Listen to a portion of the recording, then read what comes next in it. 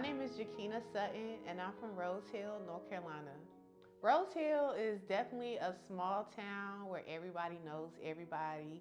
Everybody's in all your business, and it's fun, country, and I love it. 3 words I would use to describe myself would be funny, sweet, and courageous.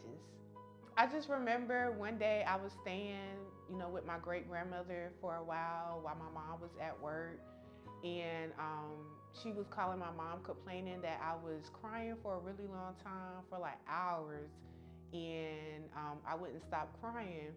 So my mom and my grandmother came over and they checked me out, and she told me that I needed to go to the doctor. So once I went to the doctor, they then told me that something serious was wrong. So we, of course, went to Chapel Hill, and that's when they told us that, I had cardiomyopathy. At the age of 4 months, I got my first heart transplant at UNC Chapel Hill. So from there, the rest became history. So I began my journey. On June 15 and June 16 of 2011, I had my second heart transplant and my first kidney transplant. So I had my surgeries back to back. And going into that surgery, I did know that I was going to have my surgeries back to back like that, and my organs had to come from the same cadaver. So by a few days later, they took the tubes out of my body, and within a week, I was walking. It took about maybe a good 6 months to a year. We knew at some point in time after I had my second heart transplant that I would have other issues. I missed a lot of my junior year because I wasn't able to attend school because I was just so sick. I couldn't do anything else. Like, I would wake up, pass out, and try to go to school, and I'm just like, this isn't normal. And then from there, that's when my kidneys really began to fail.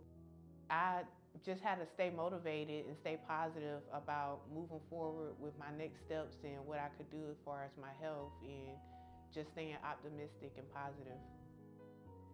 This is my life. Like, before, I used to feel like a burden sometimes. Like, I didn't really understand why I was going through this. Cause like, why would all of this happen to me? Cause I had cancer too, and I was going through that for like a year. So, I don't know, like, why me? Like, why am I going through all of this? Like, all of this. Like, when you think about it, it is a lot for a 27-year-old. Like, it is a lot.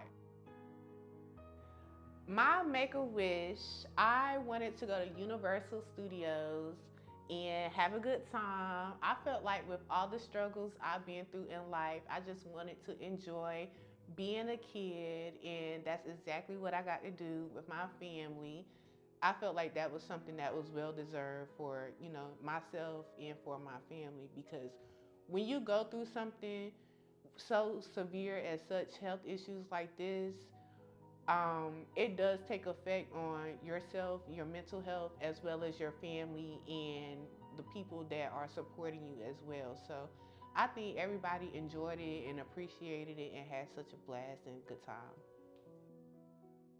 One thing I don't do is allow myself to make excuses for myself. My family doesn't allow me to make excuses for myself either. So I believe excuses are tools of the incompetent.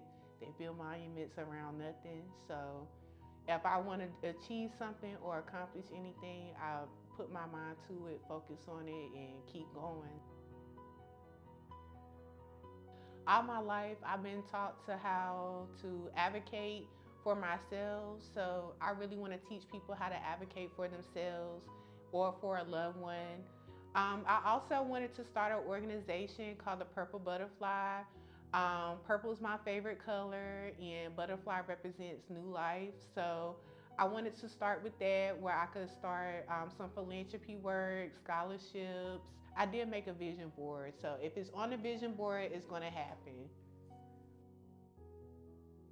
People gave so much to me when I needed the most that, I love giving back as well.